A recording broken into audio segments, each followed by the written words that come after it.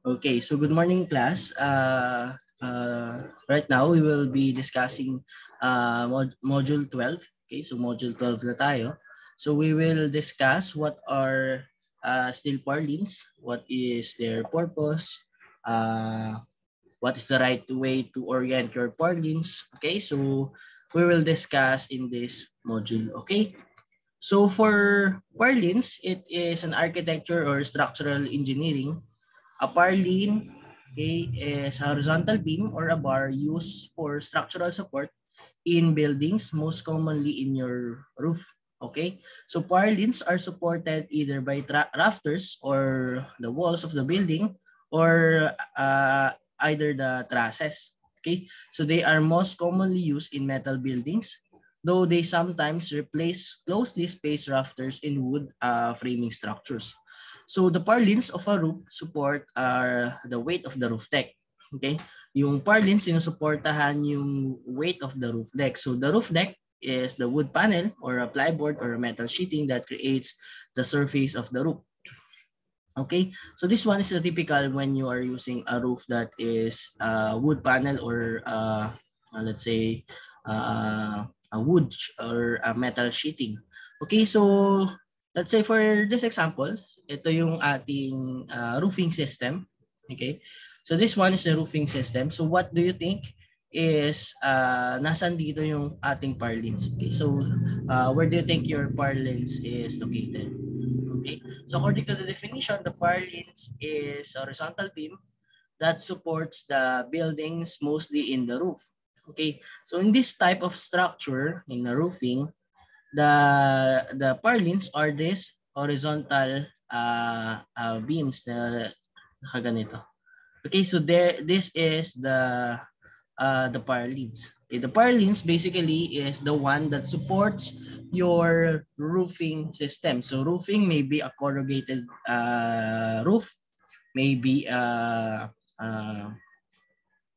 rib type na roof or collar roof. Okay, so this one is yung support niya. Yung support niya. Okay, so uh, additional information. So if you have a purlins, okay, you have a purlins like let's say this one, and your roof is, let's say you are using a color rib type roof. So yung rib type is this one. This one is your roofing. Okay. You have your groove and you have your tongue of your roof. Okay, then below underneath is the purlins. Okay, this one is the purlins. And the supports to purlins is what you call the rafters or trusses. So you can use rafters or you can use trusses. So this one is your top chord of the trusses, or maybe the the top chord of the trusses, or maybe the rafters. Okay, then you will provide tech screw. Okay, you will provide tech screw or self-drilling screws with rubber. Okay, then you will uh, uh, you will bolt your groove in your purlins. So that is how you construct your steel purlins together with the roofing of your roof. Okay, so purlins is ito. This one is the purlins. This one is the purlins. Okay. This one is the purlins. Okay. So purlins is the one that will carry your roofing system. Okay. So this is an also example of purlins. Okay. This one is your purlins. It's this one, and this one is, and this one. Okay. And this main supports is what you call rafters. Okay. This main support is what you call rafters. This one and this one is what you call rafters or the main beam. Okay. Then we also have an purlins with sagrads. So sagrads minimizes the bending of a purlin. So typically can be at the midspan or at every third point. Okay. So if your purlins is have a longer span, okay, mas mahaba yung span ng purlins mo. The tendency of your purlins is to rotate on the tangential axis, or meaning have its inherent torsion. What will happen to your purlins is if you have a long span purlins, okay, and you applied a load, okay, let's say a dead load, live load, then the tendency of your purlins is uh, to create a bending on the tangential axis. Okay, pwedeng mag-bend yan on the sides, right? Yan, pwedeng mag-bend na ganito. Okay? So along the y axis of your bending along the y. Okay? So the tendency is to have a larger bending moment on the tangential axis or this y-axis. Then the purpose of the sagrads is to minimize that bending stresses in the purlins. Okay?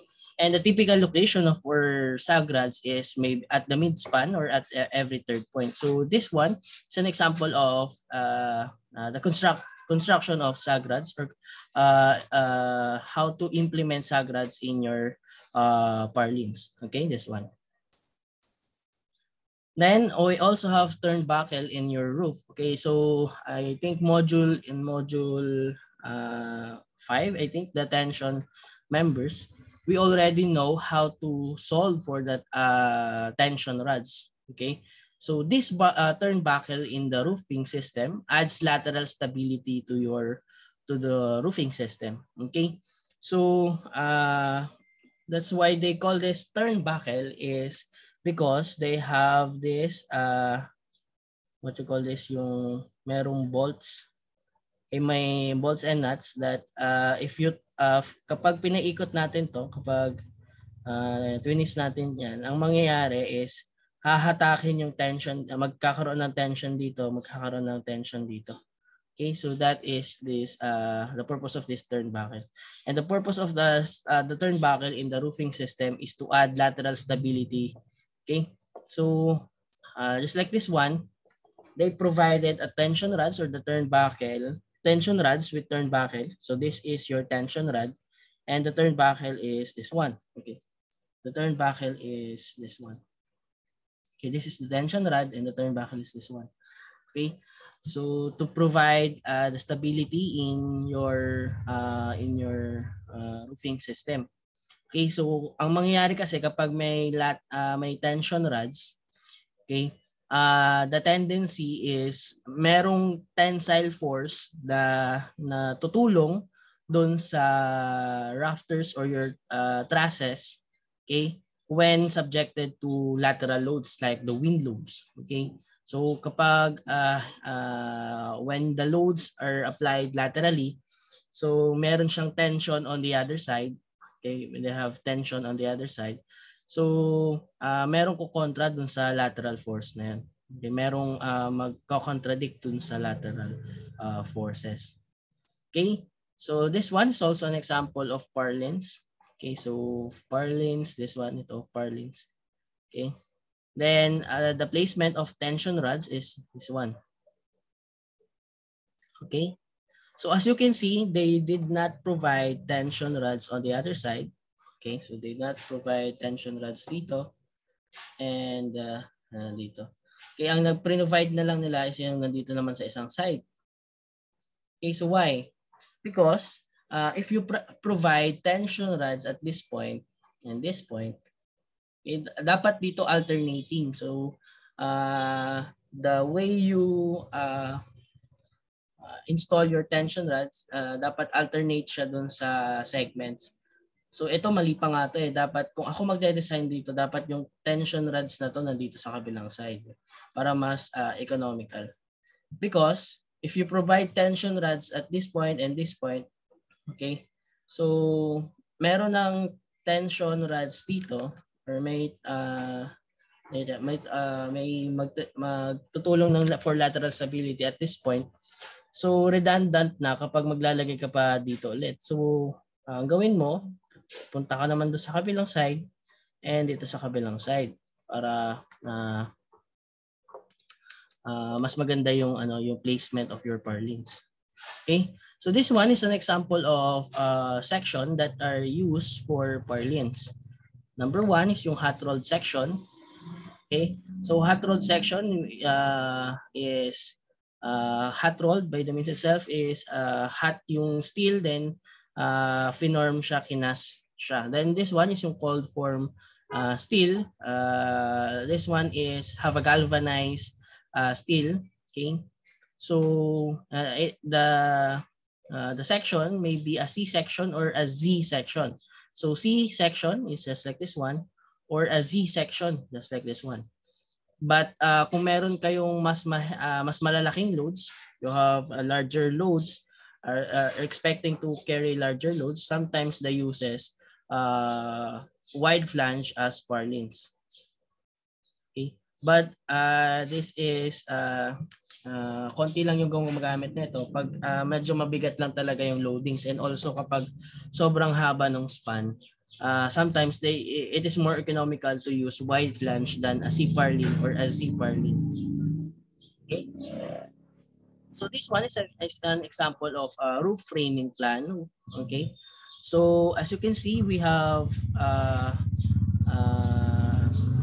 framing plan with meron siyang roof beams. Okay, you have your roof beams. Then you have trusses. You have these trusses, and designation of this truss is truss 2. Okay, this one, truss 2. May sarili na siyang designation. And dapat yung placement of your purlins should be perpendicular to the trusses. Okay, again, the placement of your purlins should be perpendicular to your trusses. So the tendency is your purlins is this one. This one is your purlins. Okay, that's how you install your purlins. Okay, and these purlins have a designation. Let's say this one. An LC 100 by 50 by 15 by 3.0, space at 600 millimeter on center with 10 mm sag rods at mid-span. Okay, so the sag rods, the way you draw sag rods in plans is have this alternating lines. Okay, na ganyan. Ganyan po tayo maglagay ng sag rods sa plans. Okay. This alternating sag rods in the drawings is the indication that your sag rods must be placed at this position. Okay? So hindi po yan ang gagawin nyo. Baka dito nyo ilalagay yung isa, then dito yung ilalagay yung isa. Kasi pag tinignan natin sa top view, ganun yung style ng paglatag. Okay, hindi. The way you construct your sag rods is this is your C section. Okay, this is your C section.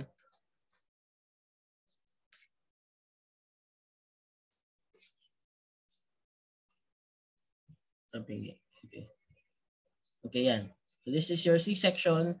Your sag rods must be placed at this point, then on the sa ilalim naman maglalagay ka ng dito sa ibaba, sa bottom part niya. Okay, yan. And then you can use bolts and nuts. Okay, and also you can use welding or welded connections. Okay.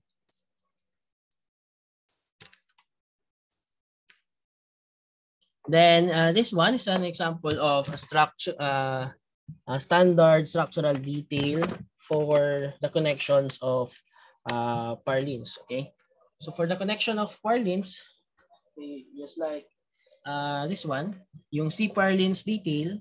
So you have your cleats, Okay, the cleats is your supports to your purlins. Okay, yung cleats po is ganito. Ito po yung tawag sa cleats. Cleats po yung tawag dun sa tawag sa atin yan sa mga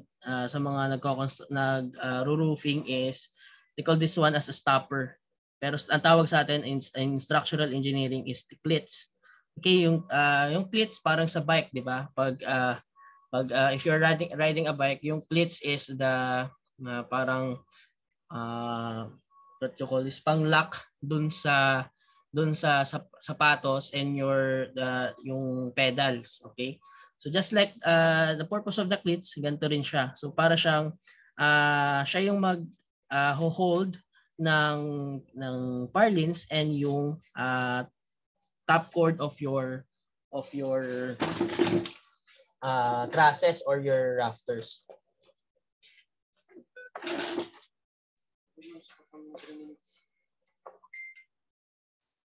Okay, wait lang guys, ano lang ako. May ilalagay lang ako.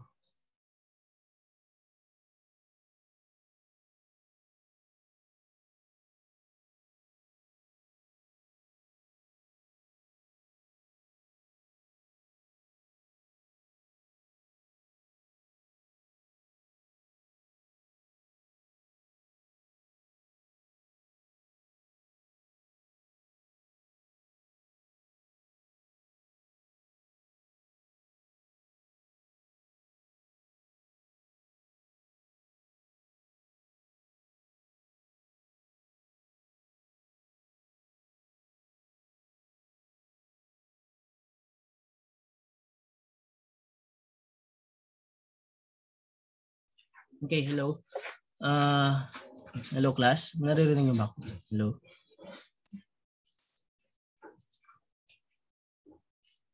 Hello.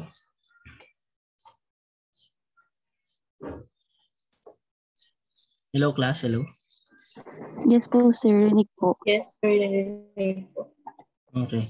Sige, saan na tayo? This one. Okay, so the typical structural detail for the connection of purlins and the rafters and trusses and also yung mga sagrads. Okay. So this section detail is an example of C-purlins connection detail. So you have your rafters, top chord of your trusses or your rafters with supported by the cleats. Okay. Then the trusses rested on the cleats with bolts, okay, placed by bolts. So this one, okay, meron siyang yung cleats natin is naka-weld dun sa ating top chord or yung rafters natin. And also indicated here is the spacing of your purlins. The spacing of your purlins is in this example is 600 millimeters. Okay, then the typical standard depth of your purlins is 100 mm. Okay, so ang ginagawa po dyan sa site is naka-construct na yung framing nyo, naka-construct na yung trusses and or rafters. Okay, so for example, you have your framing. Okay, this one, meron ka ng rafters. Okay, then the way they install your purlins is first they need to provide cleats. Okay, they need to provide cleats. Okay, yung angle cleats na for this one. Okay, space at 600 or the way kung saan yung spacing of your purlins. Okay, the same with the spacing of your purlins. Okay, so they will provide cleats, yung maliliit na ganyan. Then after fixing the cleats with welding the cleats to the trusses or using a bolts. Okay, sometimes they uses bolts at this point. Okay, yan, pwedeng bolts dyan or welds. Okay, then after fixing the cleats, they will construct the purlins. Okay, they will construct this purlins. This one. So nandun siya sa likod. Yan, they will construct this purlins. Okay? Yan. Then after providing your purlins, they will check if your purlins has SAGRAD details. So they will make a hole in your purlins and insert your SAGRADs. So either 10 mm SAGRADs at the midspan or 10 mm SAGRADs at every point. Okay. So depends on your plans. Okay? Then this is very important. Okay, doon sa may upper part of your roofing system, you need to provide a 10 mm SAGRADs at the top. Like this one. You need to provide this one. Okay? Then this one is an example of your clits connections. Okay, this one is your clits with two bolts, okay, in a single row. Okay, then also the dimensions of your clits and what is your structural detailing for the A325 bolts. So sometimes they are welding. They're using welded connection for the clits and the rafters, or sometimes they uses bolts. Okay, they sometimes they uses bolted connections like this one. Okay, then the question is, which is better or the right way to do? Okay, so for example, you have rafters. Okay, you have purlins or rafters this position. Also at this position, okay, the angle theta along the horizontal, okay, this one. So meron kang pitch para dun sa flow of water. So which one is the right way of orienting your purlins? Is it facing upwards or facing downwards? Okay, this one is facing upwards and this one is facing downwards. So which do you think is better? Okay, so can you guess? Okay, type nyo na lang dun sa chat kung ano sa tingin nyo yung ano. So ito bang number 1 or this one yung number 2? Ayan.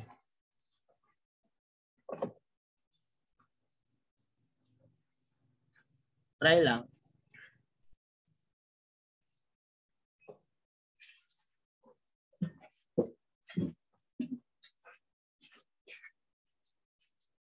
Anyone? Wala? Ayaw yung mag-try.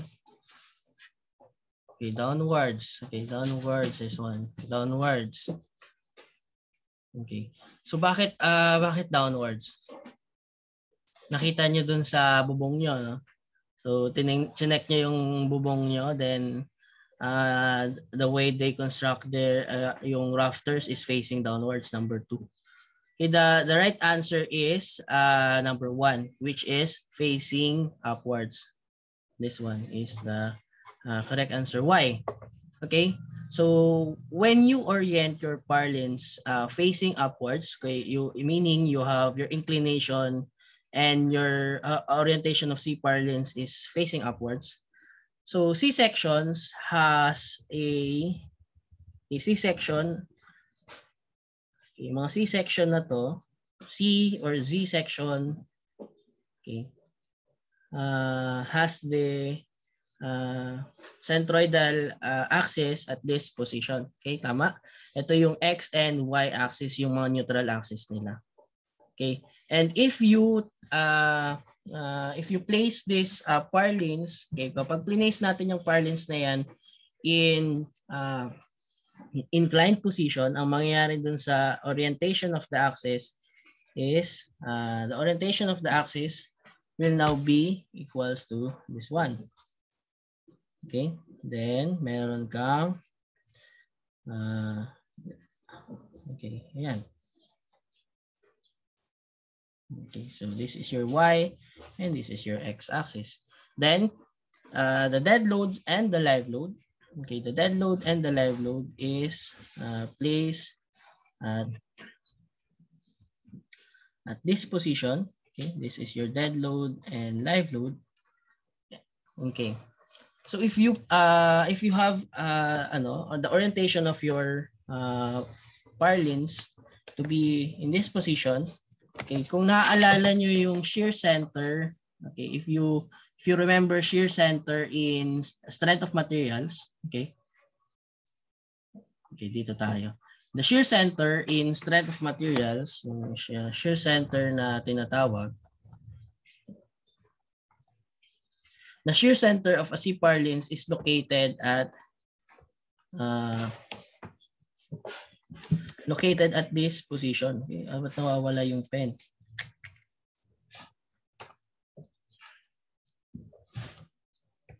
Naglolo ko yung pen ko. Wait. Okay. So, why? Ayaw mag-pen. Okay, dito tayo sa isa. Okay. Ayaw siya mag-pen, guys. Wait lang.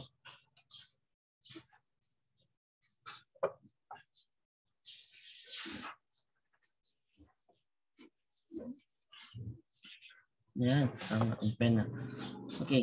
So the location of the shear center is located at this one.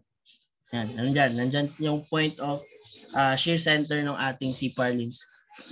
Okay, and this shear center is the point where your tawag dito hindi magkakaroon ng twisting action dun sa section natin.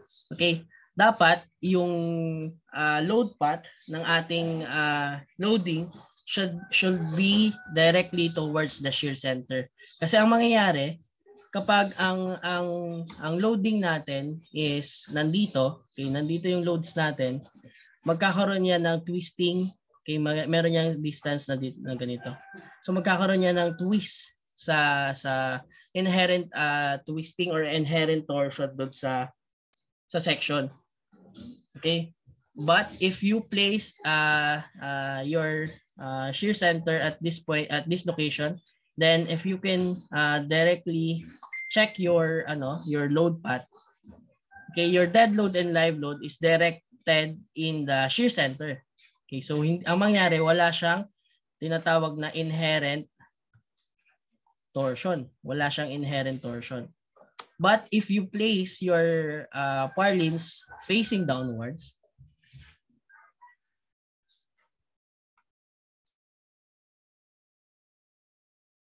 okay. But if you place your purlins facing downwards, the tendency is your shear center now is located at this location, okay, and your dead load and live load is still the same. You have this location and at this point your dead load and live load. So if you locate the load path of your dead load and live load and the shear center, you have an eccentricity E, and that eccentricity E will cause inherent torsion to your trusses. Okay, so meaning kapag naka-facing upwards yung ating trusses, there is no inherent torsion. Okay? So 100% that your beam will not experience inherent torsion. Okay, however, if your purlins facing downwards, okay, this one, okay, the load path of the dead load and live load or the gravity loads, okay, and the shear center now has eccentricity, therefore you will have inherent torsion. So magtitwist yung ating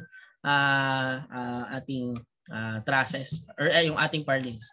Okay, so in this orientation, the purlins minimize the warping torsion effect or this inherent torsion or the torsional effect of the purlins when loaded.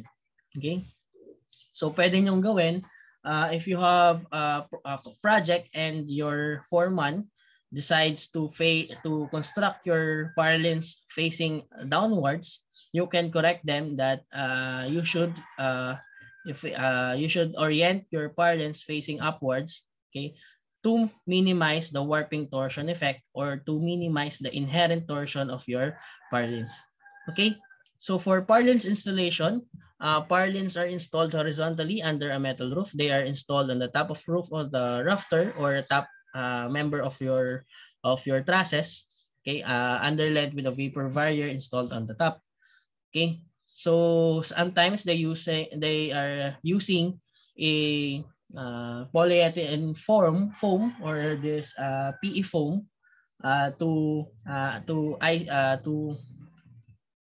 for thermal insulation, okay, for thermal insulation of the roofing system. Okay, so just like this one, meron tayong insulation foam. Saan ba yan? Yan, this one. You have your insulation foam. This one, yung insulation foam. So they are providing insulation foam at the top of the purlins, okay, for thermal insulation. Okay, then purlin laps. Purlin laps must be bolted in the top web of the hole and the lower flange of the hole, both ends in the lap as shown below. So this one. So bolting only in the web of laps purlins does not provide full structural continuity, and excessive loads could be placed on the roofing screws that penetrate both purlins within the lap region. Okay, so the way you lap, okay, lap splicing of your purlins. Okay, so bakit tayo nagla-lap splice? Okay, or why we need to lap splice yung ating purlins? Okay, we need to lap splice our purlins because we need to have a continuity in the load path, continuity in the load path.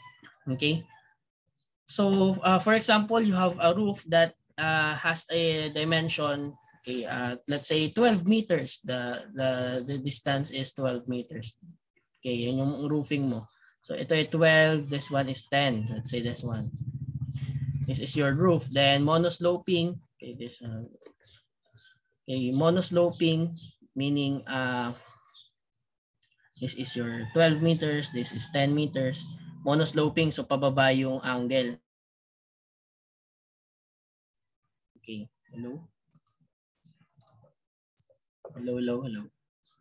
Okay, hello class. Hello, sir. Okay, sige. Let's continue. Okay, so for example, meron kang 12 meters na roof and 10 meters on the other side. Okay, so the way you provide your trusses should be this one, this location, right? Yan.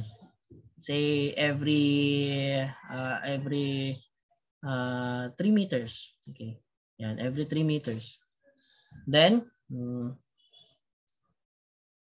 okay. Then your purlins is 10 meters. Okay. So the total length of your purlins should be 10 meters. So therefore, you need to provide lapping. Okay, you need to provide lapping in your roof because you can't have a 10-meter length of purlins, of your C purlins. Okay, ang nabibili lang sa hardware is 6 meters. Okay. Okay, and sometimes for different manufacturers, sometimes they provide 12 meters length of steel section. Okay, so for 10 meters, so this is yung ordinary. Okay, ito is special order. Okay, this is one is special order. Okay, so mga typical setup for hardwares and construction materials. This one is yung 6 meters. So 6 meters and your total roof length is 10 meters. So therefore, you need to provide lapping or you need to provide connections of your two purlins. Okay, so this one is yung typical example for purlin connection lapping. Number 1 is this sleeve connection. Number 2 is this butted connection. Okay, so the sleeve connection, meaning you have your sleeves. You will provide steel plate underneath of your purlins. Okay, Just like this one, the way yung call is sleeve. Okay, mayroon kang ipo-provide na okay, ito, magpo-provide ka ng what you call this one, steel plate, okay, in your connection. And number 2 is yung batted connection. So basically you just connect the two purlins, okay, and you will provide plates on the other side. This one, yung buong section is naglagay ka ng sleeve. Okay, naglagay ka ng sleeve. Okay. So the typical lap length for steel or for the steel purlins is basically greater than or equal to 15% of your span. So for example, the total span is 6 meters. Okay. 6 meters times 15 is 900 millimeters. So your lap splice should be approximately 900 millimeters. Okay. So okay. 900 or I'm sorry, 90 millimeters. So 90 millimeters is 15% of 6,000. Okay. So 90 millimeters or tama pa, 900 yata eh. So check natin, 6,000 times 15%. So should be 900 millimeters. Okay, so your lapping should be greater than or equal to 900 millimeters. Okay. For example, for this 6 meters lap. Then for welding, so the welding or hot cutting of purlins or girts or bridging is not recommended. So the heat produced in welding will affect the material properties of the high yield strength. Cold form steel used in purlins in many instances, considerable stresses and concentrations are likely to arise. Okay, so the welding is sometimes recommended or sometimes used for purlins that has a larger thickness.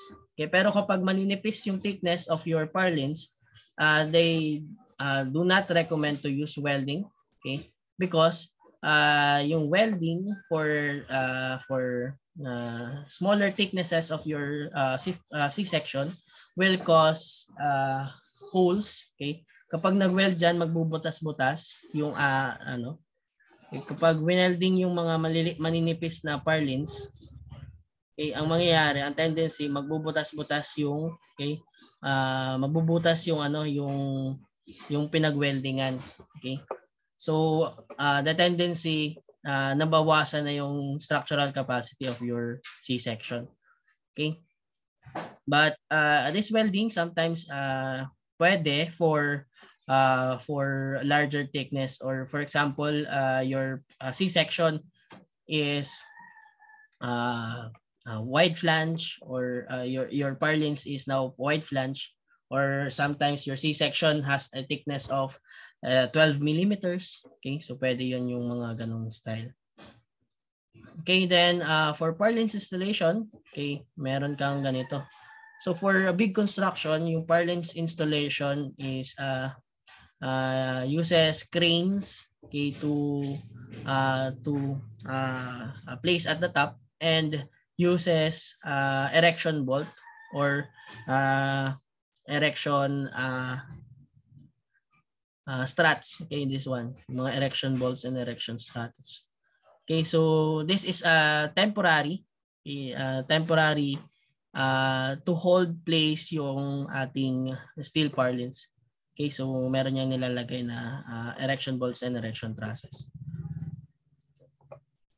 Okay, so purlin handling and storage. So your roof purlins must be kept dry during storage, and as water present between closed stock sections, it will cause premature corrosion. So ang mangyayari, hindi mo pa nalalagay yung roof purlins mo dun sa roof mo, kaya nag-cause na siya ng corrosion. Okay? So take note that if they become wet, they should be separated and stacked openly to allow for ventilation to dry the surface. Okay? So the way our contractors or our builders protect your C purlins from corrosion is to use what you call the red oxide paint.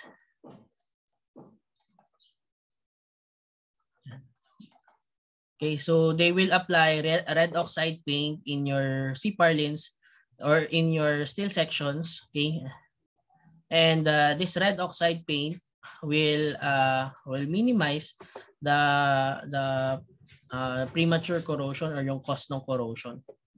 Okay? Then kaya napapansin nyo minsan sa mga trusses and mga rafters, meron silang kulay pula yung mga rafters and trusses because of this red oxide paint. Yan tama. Yan yung tinatawag nilang primer. Okay, in sa typical sa atin sa mga hardware, ang tawag nila dito ay primer, or sometimes they use the word epoxy primer. Yan, yun yung tawag nila minsan. Pero if the right yung tamang tawag is the red oxide paint or the red oxide primer. Okay? Then for consultancy, a professional consultancy is very important when you merely know about the purlin and steel. So they will help you decide the purlin sizes, the span according to your places and weather condition. Okay?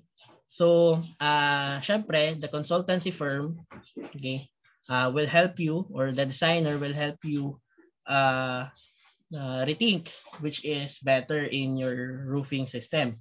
So if you think that using a trusses will minimize the cost, or if you think that using rafters will minimize the cost. Okay. For design, purlins will experience bending in both axes and the torsions, sometimes torsions if you not consider the inherent torsion. Okay. Planace mo siya downwards. Okay, planace mo siya downwards. So you need to check now for torsion. Pero kung hindi mo siya planace downwards and you place it upwards, no need to check for torsions.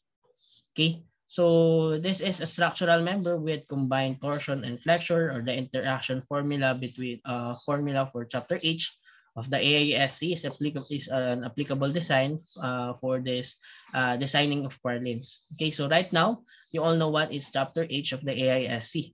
Okay, yung mga design of flexural members. Okay, so that's it for design of steel purlins. Okay, so do you have any more questions regarding the steel purlins?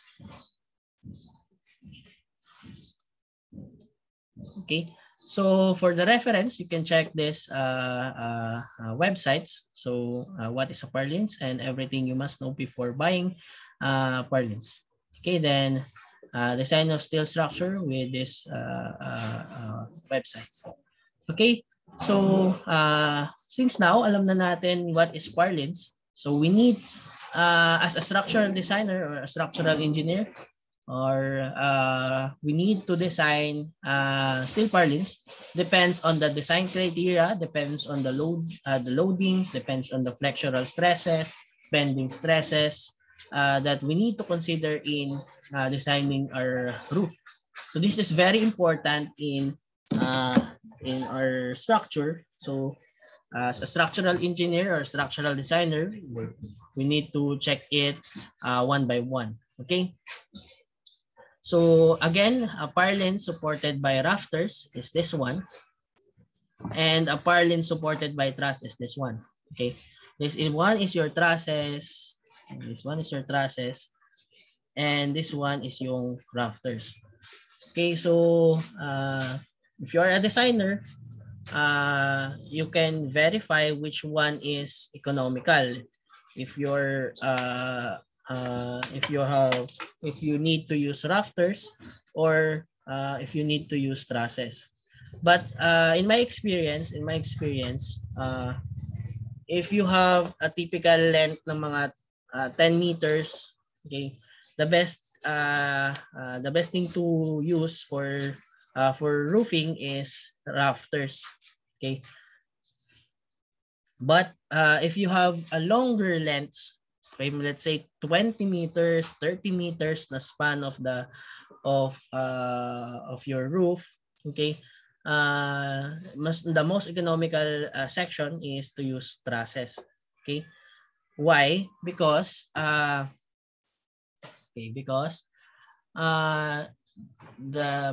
the trusses has a larger section modulus when connected compared to rafters. Okay? Kasi kapag nag-cut ka dito, saan ka mag-cut? Cut ka ng section, you will only see I section, right? You will only see I section. However, if for trusses, okay, at the ends, you will see, okay, if you cut your trusses at this point, let's say for example this trusses, so if you cut at the ends, you will see this portion. Maybe you will see this is your top chord and this is your bottom web members and this is your bottom chords, okay. But at the mid portion, okay, you will see a greater distances. Maybe your section now has this is your web members vertically, then meron ka pang top chord, okay, meron ka pang web members, then meron ka pang bottom chords. So mas malaki yung moment of inertia or the section modulus compared to this one. Okay, yung compared to this one versus the I section all throughout. Yan. Yan, the I section all throughout. Okay? But take note that even in trusses and rafters, this one is your trusses and this one is your rafters. The section, okay, the section at the middle, okay, this one is much greater compared to, is much larger compared to the section at the ends. Okay, just like this one. Yung if you have a trusses, like this one.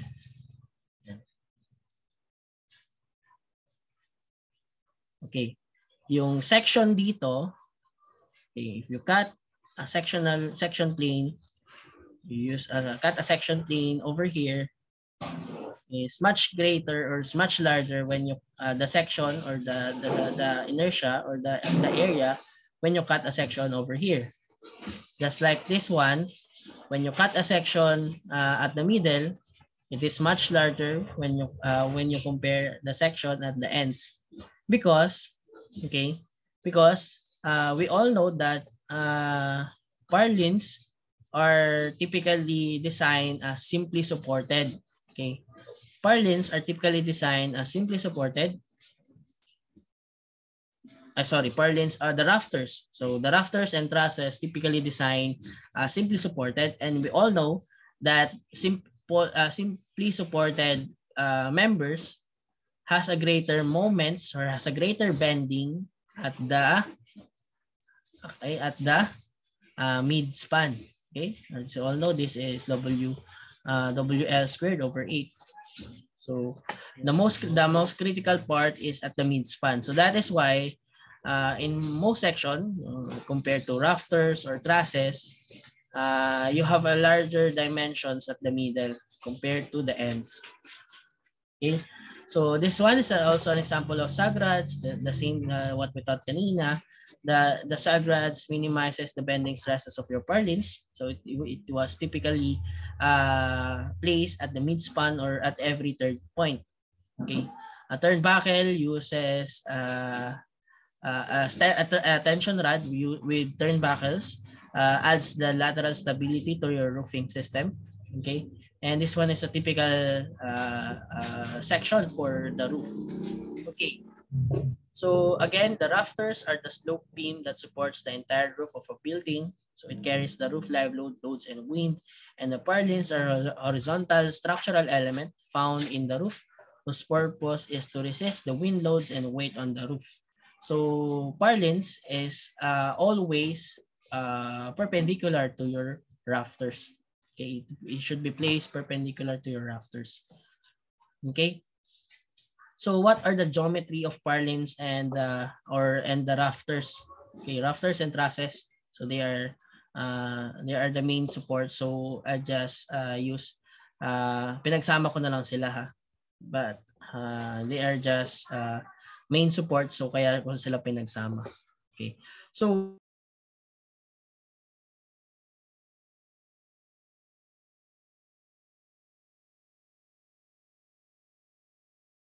hello.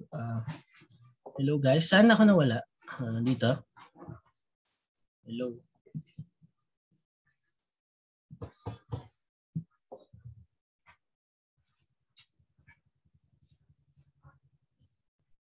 Hello guys. Hello.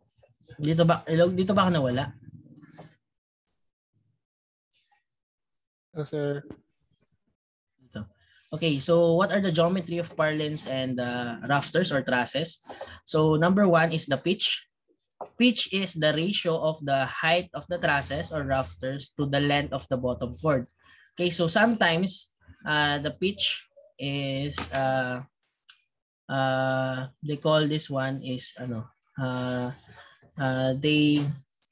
minsan ang pinapakita sa mga problems, the pitch is in terms of vertical to horizontal. So the height of trusses to the length of bottom chords.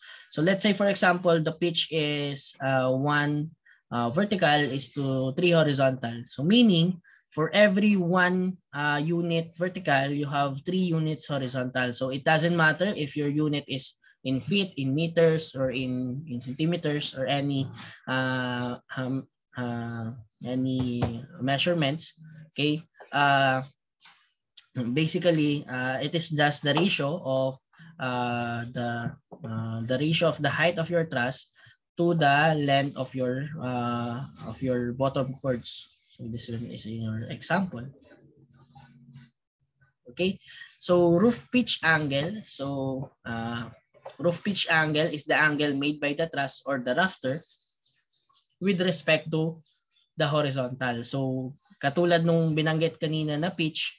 So let's say for example your pitch is 1 vertical, 3 horizontal, or 1:3. So pag sinabing 1:3, that is already the ratio of the height to the length of the bottom chord. Okay, so this is the angle or the inclination, this one. So yung theta, so by trigonometry, the theta or the roof pitch angle is basically the tangent inverse of your 1:3. Okay, so 1 vertical, 3 horizontal, you have your theta. So therefore your tangent theta is equals to 1/3. Your theta is 1/3, tangent inverse of your vertical and horizontal. Okay, so the base spacing, okay, the base spacing or the is the same to the rafter length or the length of purlins. Okay, so base spacing of truss is the same. Okay, base spacing of truss and rafters. Okay, so medyo nakakalito yung sinulat ko dito. Okay, the base spacing of should be rough, and the base spacing of the base spacing of truss and or rafter is equals to the length of the purlins.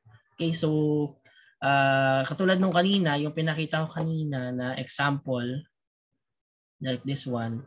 Yan. So the length of the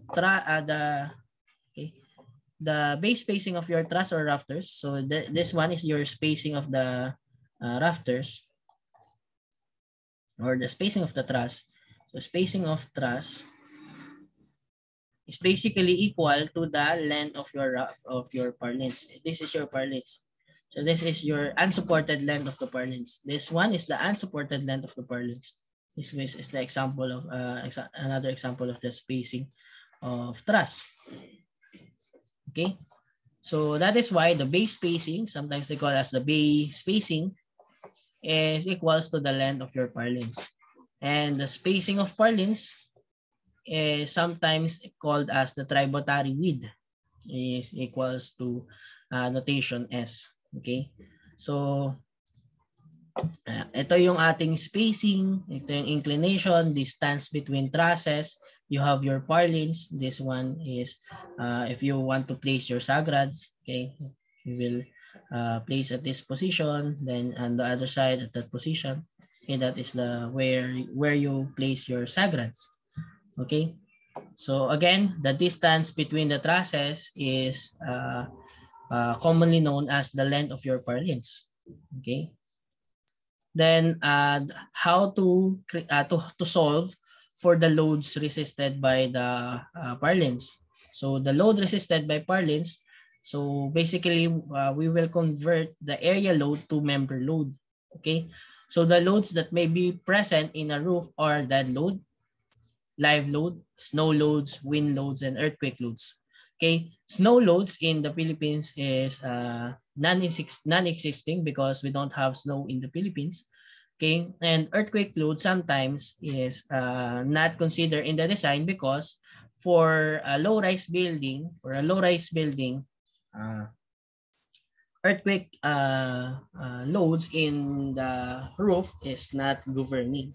Okay, yung wind lang yung nag-govern. So that is why meron akong red note dito. Okay? So how to transfer the area load to member load? Yung area load is KPA or NPSF, and yung member load is in kilonewton per meter or in pound feet.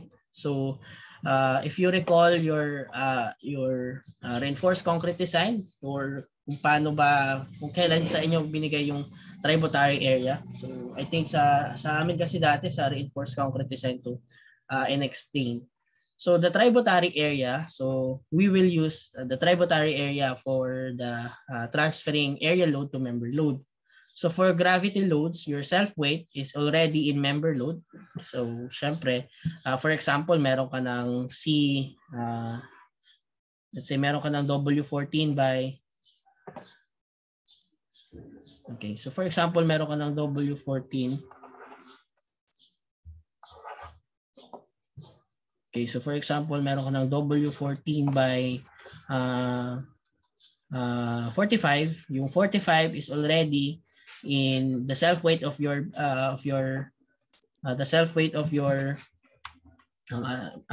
purlins, or sometimes using C-section, let's say C10 by 25. Yung 25 basically that is already in pounds per feet. So yung self-weight is already a member load. Okay, so already member load na siya, pounds per feet. But the SDL, the superimposed dead load, the live load, the snow loads, you need to convert the area load to the member load. So how to convert area load to member load? So area load multiplied by the tributary width is equals to the area of the loads multiplied by the spacing. Okay. So the spacing of your trusses, let's say for example, this one is your trusses, your purlins, the spacing of your purlins. Okay.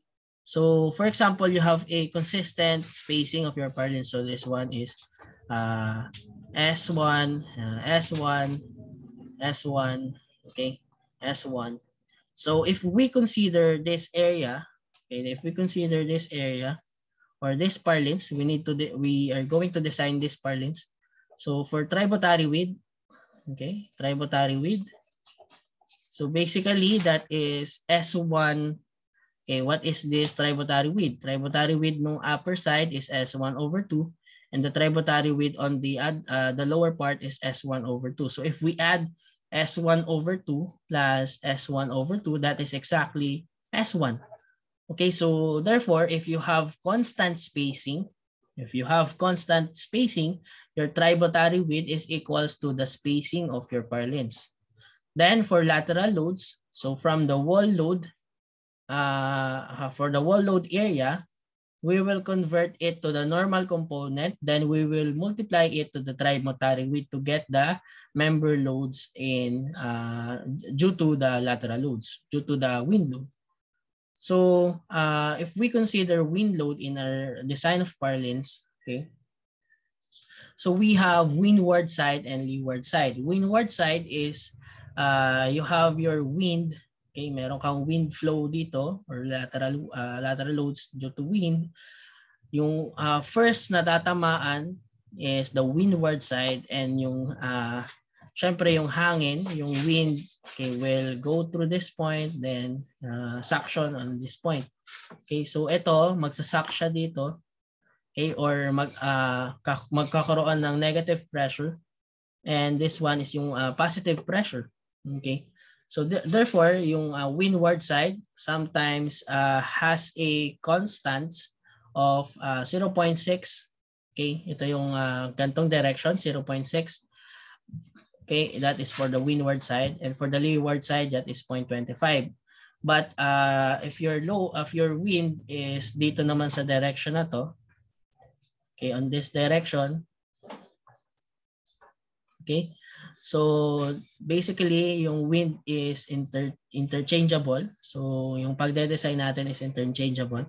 So pwede yung ito naman yung side ng magiging side for the windward case, and this side is for the leeward case.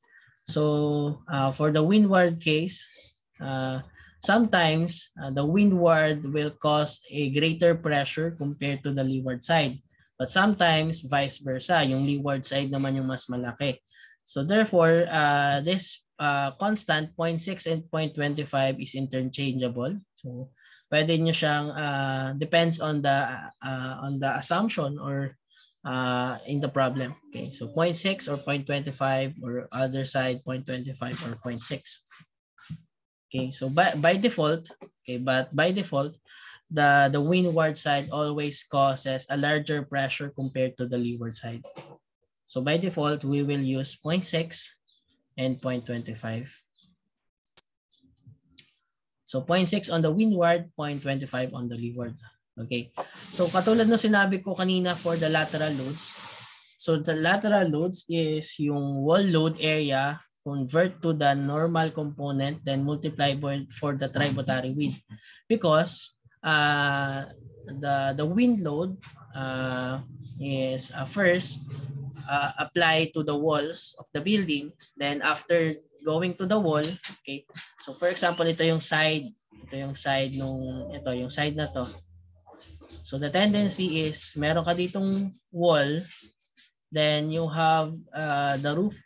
Okay, the tendency is mas malaki yung area for the walls compared to the roof. Okay, so therefore unang tatama siya sa wall. Okay, una siyang tatama sa wall, then we'll go through the roof. Okay, then we'll go to the other side. Yan yung scenario for the wind loads in the roof. Okay, so una tatama siya sa walls because the walls is always much greater area in the wind in the building. Okay, so therefore we need to convert the wind load, okay, resisted in the walls, and transform it to the roof. Okay, so for example, we have a wind load which is in windward side. Okay, like this one. And yung SDL and live load is basically applied on the top. Okay, this one. Okay, yung SDL and live load. Since because that is a gravity load, they will act downwards. Okay.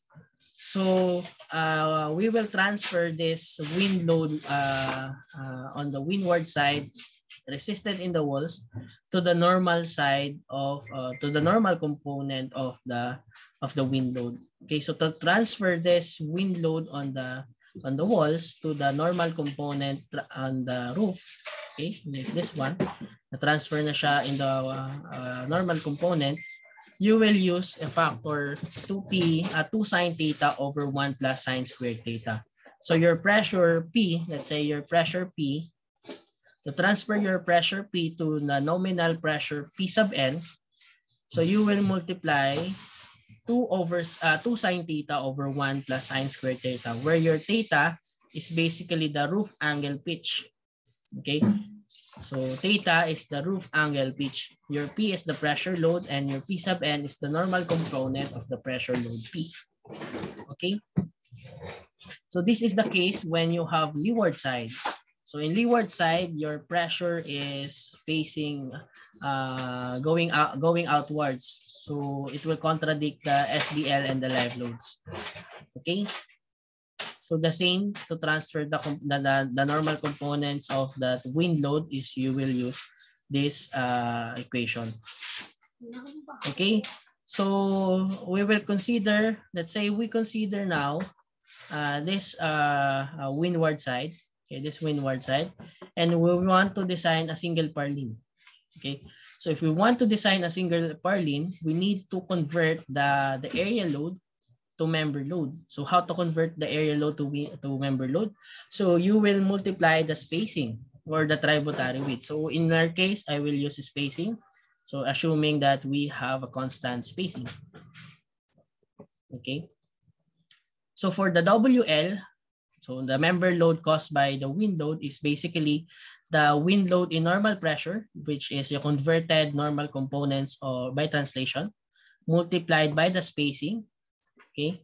And the dead load and live load is basically the dead load pressure, SDL, and live load pressure multiplied by spacing. So therefore, you now have your wind load, you now have your dead load and live load, and this W is the self weight of your purlins. So it depends on the section of your purlins. So this one is the self weight, this one is the dead load and the live load, and this one is the wind load. And you all know, okay, na just like what I discussed last meeting, that you have, if you have an angle theta on this side, okay, this angle theta is also the same, may angle theta ka rin dito. Okay, so this angle theta is the same to this angle theta. Always yan. Okay, so okay, so this x-axis is this one is your the elastic neutral axis of your C-section. Okay, so the x-axis is what they call tangential axis, and this y-axis is what they call the normal axis. Okay, so tangential or the x, and normal in the y. So sige, never mind the x and y. So tangential is this direction or this angle, this axis, and normal is this axis. Okay. Then for the assumption that the only at the top flange the dead load and live load will act. Okay. So let us convert this dead load and live load into components in the tangential and the normal axis, and this self-weight W into components tangential and normal axis. Okay, so if this is angle W, if this is the load W or the self-weight, you will have a WT and WN. So you also have this one, your WT, this one is your WT, and this one is your WN, and this one is an angle theta. Okay, just like this one for the dead load. Okay, for the dead load, you will have a component WT and WN, which has an angle theta in between. Okay. So if we convert, the components of the dead load and live load, so you have dead load, live load at the tangential side, and the dead load and live load on the normal side. Okay, and for the self weight, we have a self weight on the tangential side and a self weight on the normal side. Okay, then assuming, okay, take note of this one. This free body diagram is the assumption when your dead load and live load will act only at the top flange. Okay, so therefore, in getting the bending stresses, you will use a half section modulus for the tangential side. So you will use SY over 2. Okay, this will cause bending on the tangential side. So kung titingnan natin yung structure, okay, yeah, this one. if you have a loads on tangential side, okay, this one, let's say P sub T or W sub T. Okay, tangential side. This will cause, okay, this will cause bending in this direction. Tama? This will cause bending in this direction. But if your loads is in the normal side, okay, normal side, okay, this will cause a bending in this direction. Nagets nyo ba, class? Okay. So kapag may bending ka sa tangential side or may load ka sa tangential side, the bending will happen in this direction, in this manner. Okay, ibang kulay. The bending will happen in this side if that is in tangential. But in normal, okay, the bending happens at this side. Okay, so magbe-bend yan dito. So, so for the bending stresses, okay, this bending WT is the bending, what we call the bending in the y-axis. Okay, WT is the bending in the y-axis and WN causes the bending in the x-axis. Okay. So therefore, for the assumptions that the only dead load and live load will act at the center, okay. So if the assumption is the dead load and live load will act at the center, we can place this dead load, live load, tangential side, okay, tangential component to the centroid. So it will act on the centroid. Okay. So there, if this is the case, we will use SY. Okay, we will use SY for the tangential bending moment. Okay. So if you know that the bending stresses is equals to M over S, di ba? Yan yung bending stresses. So if you have a bending on the tangential side, you will use SY. If you have a bending on the normal side, you will have SX. Okay? So, paano yun? Okay? So, this one, this bending, okay, this bending will cause a bending on the y-axis is due to the tangential side. Okay? So kapag nag-act ka ng load ng WT dito, the bending is in this direction. Okay? But if you have a load on the normal side, okay, let's say this one, in the normal side, the bending is in this direction. Okay, di ba? Magbe-bend yan in this direction. Okay, so therefore in WN, or you will have your SX, and in M and in FB you will have your SY. But this is different if the case, if the assumption, okay, if the assumption is if the assumption is your section modulus or your dead load and live load will act at the top flange, okay? Pag nag-act on the top flange, sa tangential side, you will use SY over 2 for this for the dead load and live load. Okay, pero kung the assumption is it will act on the center, you will use a full SY. Okay, kapag ito yung assumption. If the assumption is the dead load and live load will act at the center. Okay? So, basically the normal, the major or the x-axis bending is caused by the WN. So, kunin lang natin lahat ng WN dito, lahat ng nag-act sa normal axis. So, kunin natin lahat ng nag-act sa normal axis. So, this is dead load and pressure. Okay? So, etong WN na to is in cosine theta. Tama ba? Kung ang gagawin natin, okay, the components, okay, ang components natin, kapag meron kang dead load and live load dito, okay, and ito yung WN, in WT, this is your theta. So, this is dead load, live load, cosine theta. Tama? And this one is yung sine theta. Okay? So therefore, itong side na to is dead load, live load, S times cosine theta.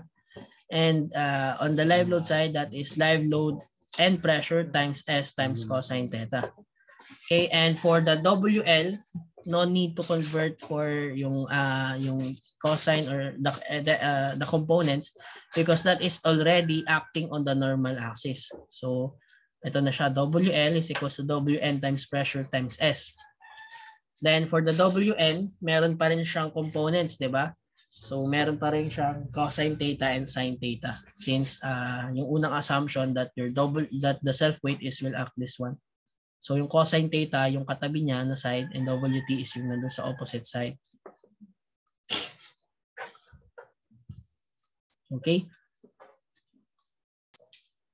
Then for the tangential or the minor y-axis bending, okay, your tangential side, okay, for the tangential side, your dead load the dead load on the tangential side is equals to the dead load in the normal pressure multiplied by S multiplied by the sine theta. Okay, then yung live load natin is ln live load on the normal pressure times the S, the spacing, times the sine theta. And for WT, your self weight multiplied by sine theta. Okay, so the purpose of the sagrads is to minimize the bending on the minor axis or the minor bending. Okay, so for example, this one, ito yung rafter natin, ito yung rafter 1, and this is your the length of your purlins. Okay, the length of your purlins. Okay, so if you provide sagrads, okay, if you have no sagrads, the major axis bending is basically equals to the simple beam. So that is WL squared over 8. The same for the minor bending. So if you have midpoint, sagrads at the midpoint, okay, yung maximum moment in the major bending is not affected, but the minor bending, okay, yung bending on the minor axis, okay, will decrease to WL squared over 32. Okay, this WL squared over 32 is the same when you analyze a simply supported beam with a simply supported beam with uniformly distributed load with 3 supports. Okay, this is your maximum bending. And on the every third point, okay, in the major axis bending, hindi pa rin siya naapektuhan, hindi siya nakatulong, yung sagrads hindi nakatulong sa major axis bending, but in minor axis bending, okay, makakatulong yung supports. So WL squared over 90 is the same to when you have 4 supports. Okay, when you have 4 supports, that is WL squared over 90. Okay, so the steps in designing purlins. Okay, number 1, we will separate normal major axis bending and the tangential minor y-axis bending. So una, kunin natin yung area load. Okay, area load. Area load is in kilonewton per meter, kilonewton per square meter or kilopascal, and or in PSF. Okay, yan yung area load. Then hanapin mo yung member load. So member load is the area load multiplied by the tributary width. Okay, the member load, the area load multiplied by the tributary width. Okay, so this is different for wind load. Okay, yung side na to. So yung sa area load kasi they are the same, but in wind load you need to first get the normal components. Okay, yung conversion from the wall side to the normal components. Then you will get the maximum moment, okay, based on the nominal and the tangential side. So get the sum of the nominal member loads, then get the maximum moment by checking the sagrads. Okay, if you have sagrads.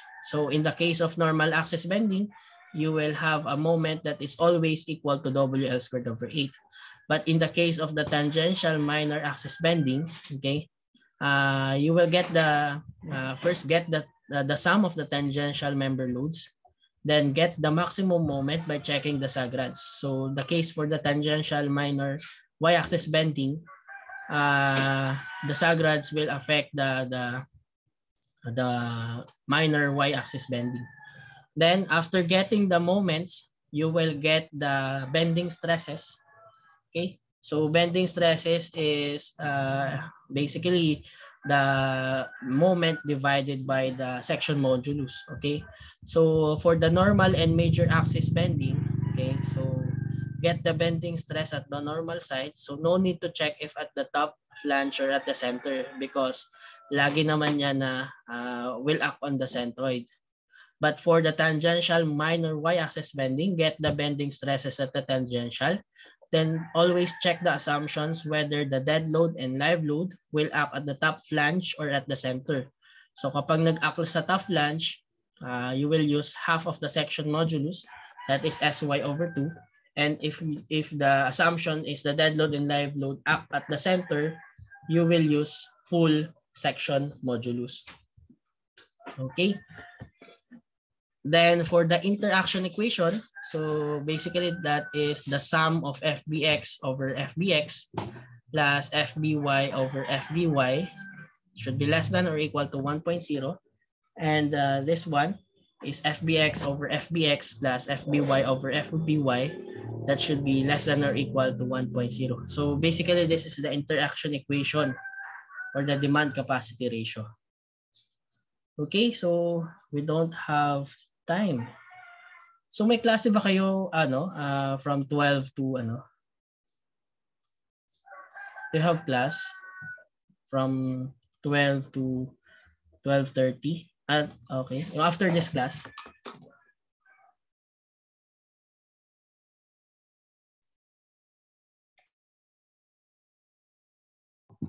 Lab, sir. Sa'yo po. 12 o'clock. 12 o'clock. Meron kayong 12 o'clock. Wala po, sir. Okay, sige. Discuss ko na lang tong example problem in the laboratory. Okay. So, sige. I have class pa right after this meeting. Okay. So,